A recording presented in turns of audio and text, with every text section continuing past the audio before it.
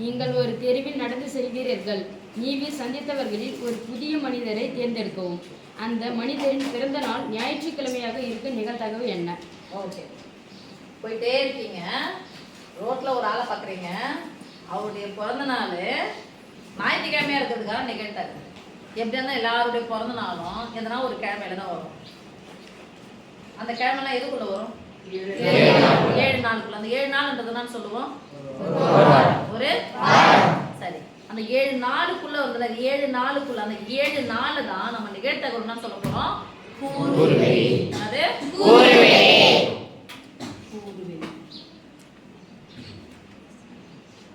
கூறுவெளி என்ன சொல்லுவோம்? ஸ்பேஸ்.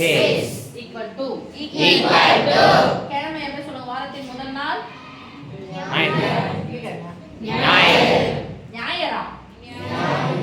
ஞாயிறு, திங்கள், செவ்வாய், புதன், வியாழன், வெள்ளி, சனி. இப்போ எஸ் எழுதுறதுக்கு அப்புறமா எஸ் என்ற கணத்தில் உள்ள உறுப்புகளின் எண்ணிக்கை. முதல் பாடத்துல கன அடைப்புக்குறி யூஸ் பண்ணிருப்போம், கடைசி பாடத்துல கன அடைப்புக்குறியோட தான் முடியும். சரியா? இப்போ எஸ் என்ற கணத்தில் உள்ள உறுப்புகளின் எண்ணிக்கை என்ன சொல்லணும்? these implies எண்ணிக்கை அப்படின்னு சொன்னா என்ன சொல்றோம் சாமி? எண்ணிக்கை. அப்போ நம்பர் ஆஃப் s எத்தனை நாள்? 7 நாள்.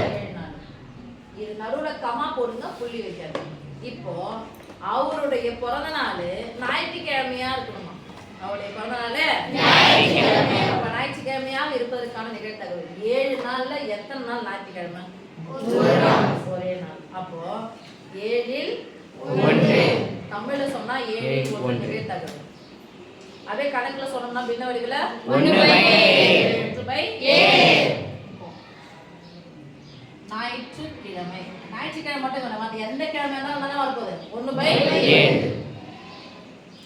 ஞாயிற்றுக்கிழமையாக இருப்பதற்கான நிகழ்வை நான் எடுக்கிறேன், ஈவெண்ட் தான் எடுக்கிறேன் 7.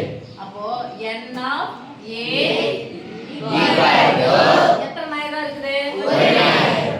therefore எதை கேக்குறாங்க? நிகழ்தகவுக்கு இங்கிலீஷ்ல என்னது? ப்ராபபிலிட்டியோட ஃபர்ஸ்ட் லெட்டர் என்ன? p.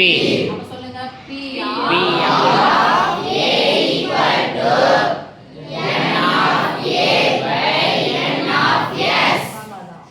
மொத்தத்தில் இவ்ளோ. மொத்தத்துக்கு எங்க போடு? கீழ. மொத்தத்தில் தூக்கி கீழ போ.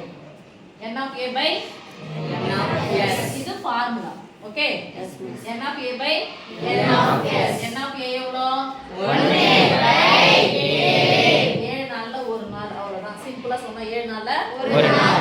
பின்னாடி சொன்னா 1/7. தூய தமிழ்ல சொன்னா 7 இல் 1. 7 இல் 1. ஓகே?